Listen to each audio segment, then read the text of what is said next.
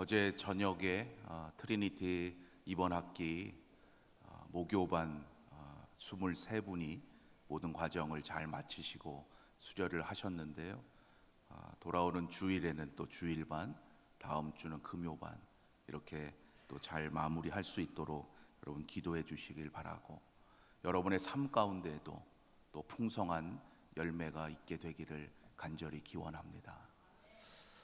오늘의 본문을 시작하는 8절로 11절의 단락을 보시면 바울이 앞서 말했었던 1절로 7절의 말씀을 다시금 요약하면서 결론 짓고 있는 것을 보게 됩니다. 바울은 이방인이었던 갈라디아 성도들에게 그리스도를 알지 못했던 그들의 과거를 상기시키고 있습니다. 전에는 그들이 하나님을 알지 못했기 때문에 하나님이 아닌 다른 것에 붙잡혀서 그것들의 종노릇을 할 수밖에 없었다는 거죠. 우리도 마찬가지입니다. 우리가 그리스도를 만나기 전에는 우리의 능력으로는 하나님을 알 도리가 없습니다. 이것을 영적인 무지라고 말합니다. 이 무지는 지식적인 차원이 아니죠. 아무리 박학다식하더라도, 학문적으로 뛰어난 사람이라 할지라도 하나님을 모를 수 있습니다. 세상의 학문을 아무리 깊이 연구한다 할지라도 하나님을 모를 수 있습니다. 왜냐하면 하나님을 아는 지식은 영적인 차원이기 때문입니다. 인간에게 있는 영적인 차원이 막혀 있으면 다른 차원의 지식과 경험이 아무리 뛰어나도 영이신 하나님을 알 수 없는 겁니다. 우리가 하나님의 은혜로 너무나 감사하게도 하나님을 아는 지식을 갖게 되었고, 그로 인해서 하나님의 존재를 인정하며 살아가게 되는 것이 바로 영적인 차원의 현상입니다. 그런데 하나님을 알지 못하는 상태로 계속해서 있게 되면 그 사람이 어떻게 되느냐? 하나님을 알지 못하는 상태로만 유지되기보다는 대부분 세상의 어떤 힘이나 존재가 그 사람에게 있어야 할 하나님의 자리를 대신 차지하게 됩니다. 그렇게 되면 어떻게 될까요?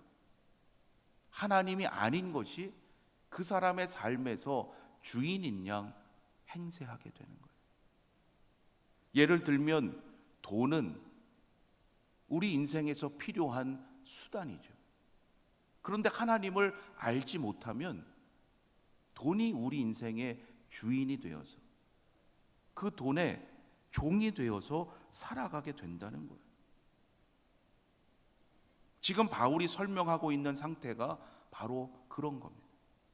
하나님의 피조물인 인간이 하나님을 주인으로 깨닫지 못하고 섬기지 않으면 다른 것에 속하게 되어서 그것에 종노릇하며 살아가게 된다는 거예요.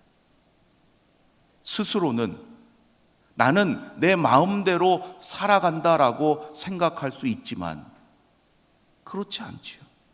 영적인 차원에서 보면 그러한 상태는 하나님 외에 다른 것에 붙들려서 그것의 노예가 되어 살아가고 있는 상태예요. 매년 이맘때쯤 여러분 서점가에 가보면 소위 자기계발서가 베스트셀러로 소개되는 것을 볼 수 있습니다. 남의 인생 살지 말고 너의 인생을 살아라. 자기의 목소리를 찾고 자기를 찾아라. 좋은 문구들이에요. 저도 일면 그러한 말에 동의합니다. 나의 인생을 살아야죠.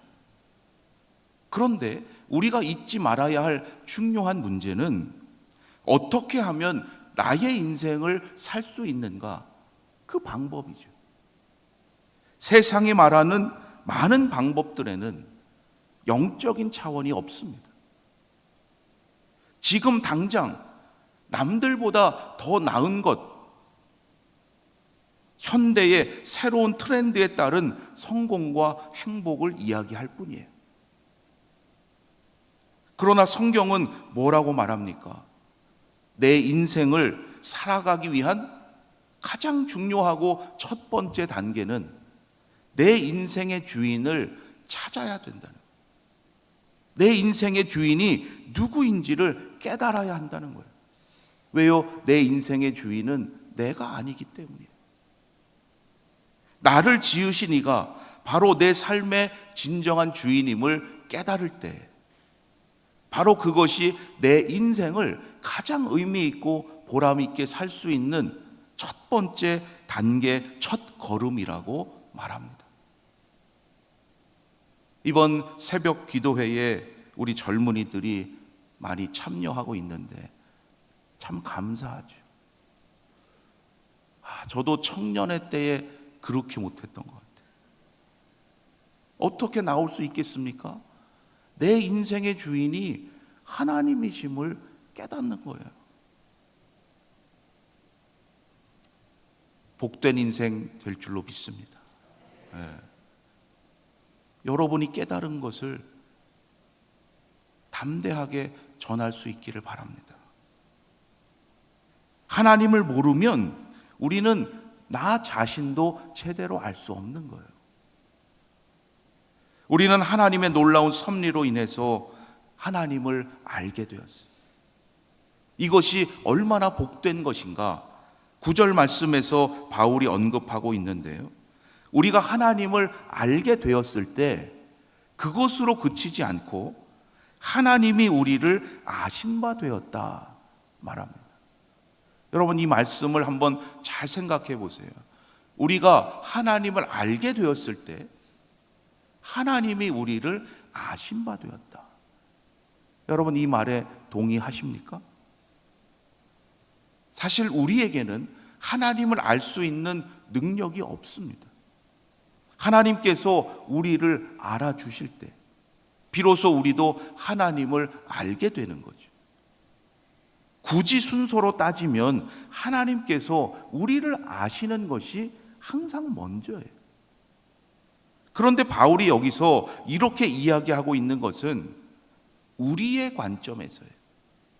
우리가 하나님을 알게 될 때 비로소 하나님께서 지으시고 우리를 알게 되시는 우리 자신을 영적으로 발견하게 된다는 뜻이에요. 내가 얼마나 존귀한 존재인지, 내가 얼마나 하나님의 사랑을 받고 살아가는 믿음의 사람, 은혜의 인생인지를 깨닫게 된다는 거예요. 이것이 얼마나 복된 일인가. 우리가 하나님을 주인으로 인정하면 할수록, 내 인생에 하나님의 주권을 인정하면 할수록 여러분, 놀라운 일이 생겨요. 하나님께서 우리에게 주시는 참된 자유를 누리게 됩니다. 참 신기한 거죠. 내 인생의 주인은 내가 아닙니다. 깨닫고 고백할수록 하나님은 우리를 종이 아니라 참된 자유를 누리는 인생이 되게 하신다는 거예요. 그래서 우리는 우리 인생 가운데 진정한 나를 찾게 되고 세상에서 얻을 수 없는 하나님 주시는 참된 자유를 누리는 자가 되게 하는 거예요. 관점이 바뀌게 되죠. 다른 사람과 비교해서 행복하거나 감사한 인생이 아니라 하나님 한 분만으로 언제든지 행복하고 감사하게 되는 인생을 살게 돼요. 왜요? 내 인생의 주인이 누구이신지를 알고 살아가니까요. 하나님께서 나에게 기대하고 계시는, 나를 인정해 주시는 그 존재의 가치를 알게 되기 때문이에요. 그러나 하나님 이외의 것들은 그렇지 않습니다. 말로는 너 자신의 인생을 살아라, 너의 목소리를 내라, 그럴듯한 문구로 우리에게 자유를 줄 수 있을 것 같이 이야기하지만 정작 그것을 따라가게 되면 우리는 자유를 빼앗기게 되고 그것의 노예로 살아가게 된다는 거예요. 바울은 10절에서 갈라디아 성도들이 지금 그러한 상황에 처하게 된 모습을 예를 들어 이야기하는 거예요. 그들이 날과 달과 절기와 해를 다시 지키는 그러한 모습을 지적하고 있는 거예요. 하나님 이외에 진정한 믿음을 갖지 못하고 하나님을 신뢰하지 못하게 되면서 일어나게 되는 외형적인 형식주의를 예로 들고 있어요. 외형적인 형식주의. 경건의 모양은 있지만 경건의 능력은 없어진 상태죠. 알맹이는 없는 껍데기만 남아있는 그러한 상태가 되었다는 거예요. 여러분, 우리의 신앙생활도 이러한 외형적인 형식주의가 되지 않도록 늘 신앙의 기본에 충실하시고 깨어 기도하며 겸손히 주님의 일을 감당해 가야 합니다. 나는 열심히 섬기니까 괜찮겠지, 이렇게 생각하시는 분이 사실 더 위험할 수 있어요. 맡았으니까, 해야 되니까. 여러분, 그러한 생각이 앞서다 보면 어느새 그 의미와 본질은 사라지고 단지 의무로 계속하게 되는 그러한 위험에 빠질 수 있기 때문이에요. 늘 말씀과 기도를 통해서 나를 그리스도인으로 살아가게 하신 하나님의 그 마음과 뜻을 여러분 잘 깨달아 가시기를 바랍니다. 바울은 바로 이러한 마음으로 12절 말씀에서 갈라디아 성도들에게 권면하고 있어요. 형제들아, 내가 너희와 같이 되었은즉 너희도 나와 같이 되기를 구하노라. 무슨 말입니까? 바울이 처음 갈라디아 성도들에게 복음을 전할 때 어떻게 했습니까? 그는 유대인이었어요. 그러나 그럼에도 불구하고 이방인과 같이 그들과 음식을 나누어 먹었죠. 율법에서 자유로운 복음의 은혜와 기쁨을 전했습니다. 그런데 지금 이들은 이방인으로서 도리어 유대인들과 같이 그들의 율법을 지켜서 의롭다함을 얻고자 하고 있는 거예요. 그래서 바울은 율법의 행함으로부터 의롭다함 받고자 하는 그러한 것들을 버리고 복음이 너희들을 진정 자유케 한 것, 그 복음의 진리를 다시 회복하라고 권면하고 있는 거예요. 그 중에 특히 19절의 말씀을 보시면 바울의 이러한 권면이 단지 그의 마음으로만 있었던 것이 아니라는 것을 알 수 있습니다. 오늘의 본문 19절 말씀 우리 다 함께 한 목소리로 봉독하도록 하겠습니다. 나의 자녀들아, 너희 속에 그리스도의 형상을 이루기까지 다시 너희를 위하여 해산하는 수고를 하노니. 바울은 그들을 진정으로 사랑하는 믿음의 자녀들로 여겼어요. 그들이 다시 복음의 진리를 회복하고 믿음의 길로 돌아올 수 있도록 해산의 고통도 마다하지 않겠다는 거예요.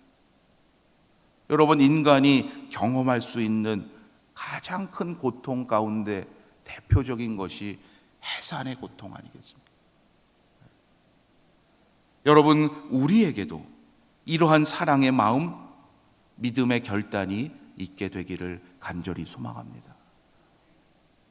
처음 믿는 이에게 그리스도의 형상이 있게 되기까지, 여러분, 그 과정 쉽지 않죠. 우리의 자녀에게 그리스도의 형상이 있게 되기까지 그 과정 결코 순탄치 않습니다. 교회 왔다고, 어려서 교회 학교 잘 다녔다고 여러분 그냥 되는 것이 아니에요. 믿음의 가정에서 태어나 자랐다고 당연히 되는 것이 아닙니다. 하나님의 자녀라는 새로운 생명이 태어나는 것이기 때문이에요. 주님의 사랑으로 그 사람을, 그 자녀를 계속해서 품어주어야 돼.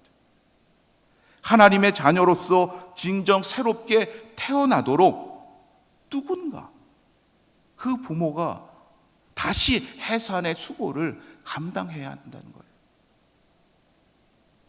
이것이 바로 믿음의 부모로서, 먼저 믿은 믿음의 선배로서 우리가 감당해야 될 거룩한 사명입니다.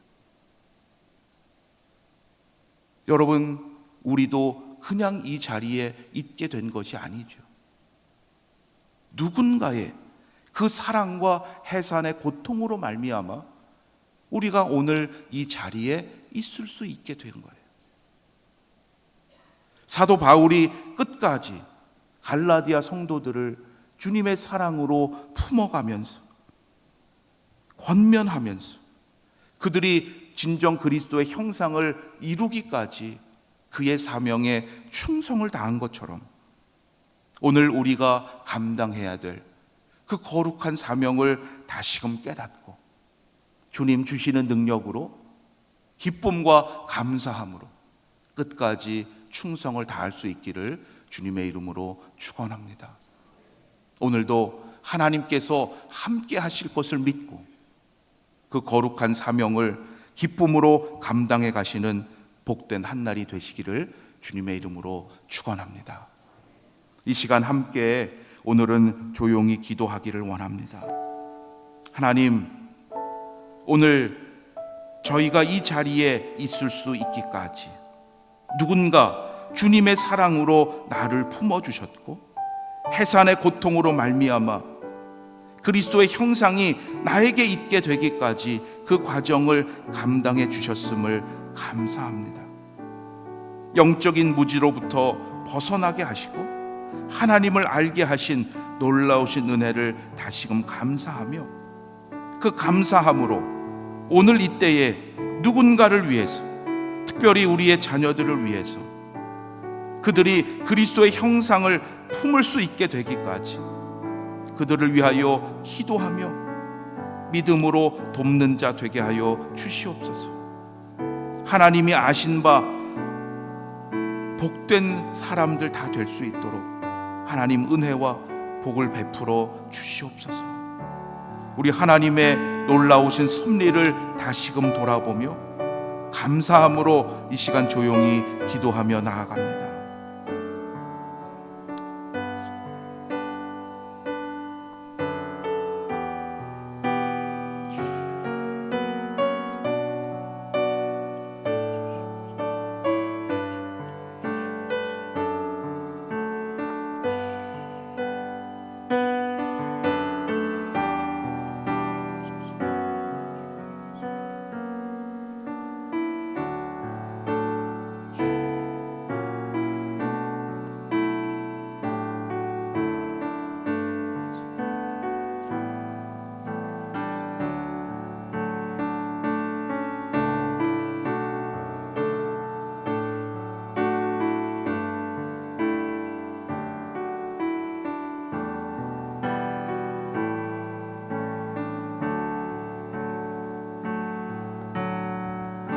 하나님, 영적인 무지로부터 벗어나게 하시고 영이신 하나님을 알게 하심을 감사합니다.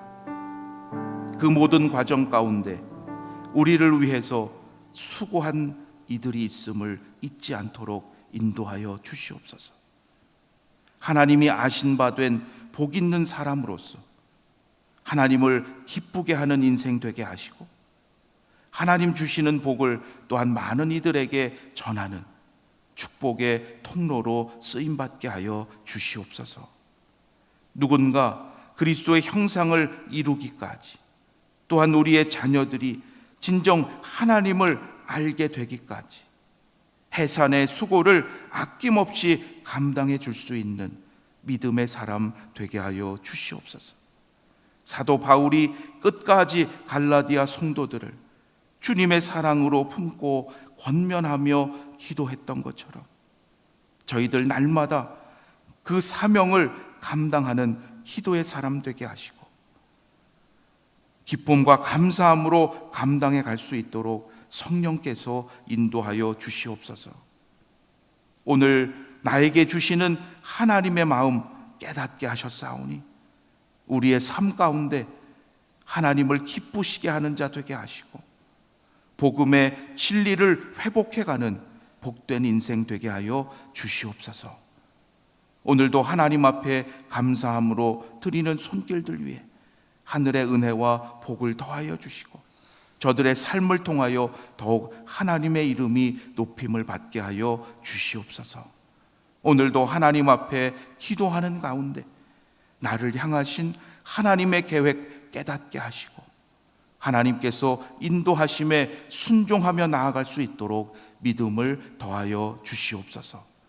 오늘 한날의 모든 삶도 하나님께 맡기옵고 우리 주 예수 그리스도의 이름으로 감사하며 기도드립니다. 아멘. 하늘에 계신 우리 아버지여, 이름이 거룩히 여김을 받으시오며 나라가 임하시오며 뜻이 하늘에서 이루어진 것 같이 땅에서도 이루어지이다. 오늘 우리에게 일용할 양식을 주시옵고 우리가 우리에게 죄 지은 자를 사하여 준 것 같이 우리 죄를 사하여 주시옵고 우리를 시험에 들게 하지 마시옵고 다만 악에서 구하시옵소서. 나라와 권세와 영광이 아버지께 영원히 있사옵나이다. 아멘.